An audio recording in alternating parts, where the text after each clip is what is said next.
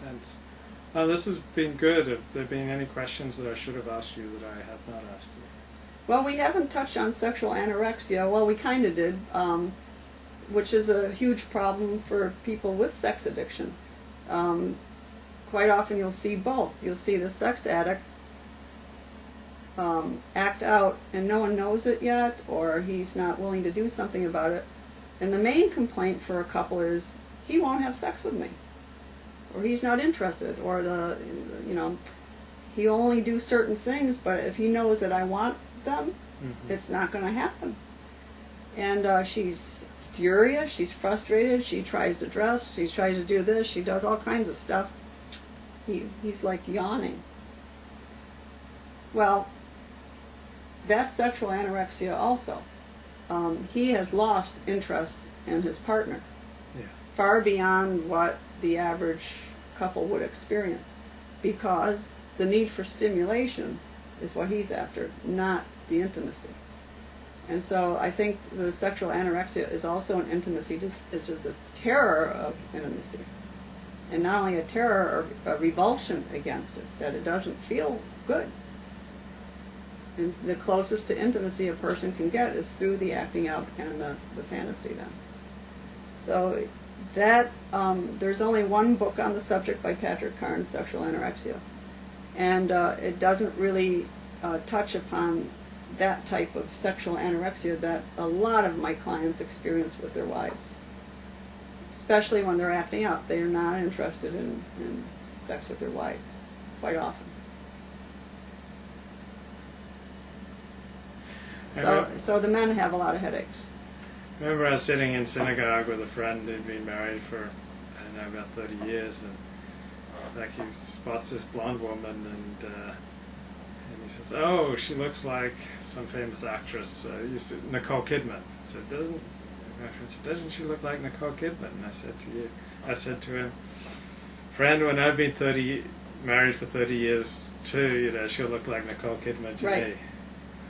Like, I just get a sense, with married men in particular, that they're just dying for some variety outside of marriage. I don't know if they're always dying for it, but it is something that men are not exclusive on that. When a woman is with the same guy for 30 years, and let's say his belly has been growing, and she knows him inside and out, and she knows, how he, leaves stuff around, or he does that and the other. Trust me, the idea of having crazy wild sex with him is not going to be as exciting as when they first met. This is a problem for all couples. And I guess the price to pay for being in a relationship is not having the freedom. But the price to pay for freedom is being lonely. You don't have the companionship, and you don't have someone that does know you well, that accepts you good and bad, and works through problems with you and so on. So you don't have that. So, that's, I think, for all human beings, we have to manage that. And humans are fallible, and just because there is infidelity occasionally in a relationship doesn't always mean that we have a sex addiction, for example.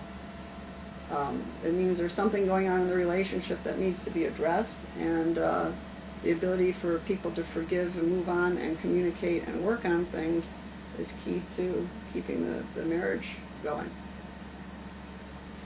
Have you heard of John Gottman and his marriage lab? What do you think about that idea that he can look at a way a couple interacts within 15 minutes, supposedly, and have a 90% chance idea if the marriage is going to last the next 5 years? I mean, what's the percentage of all divorces? It's over, 50%? Yeah. So he's got a good chance of being right.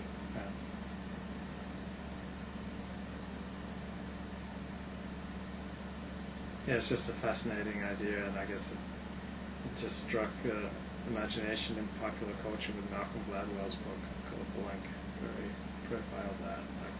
Like, the idea that we can see in a blink, what's going on. I think that's admirable that people may be able to do that. Myself, I'm generally surprised at what can happen. For example, I would get a couple in that probably has all the criteria of Gottman's marriage that's doomed to fail, and they're still together.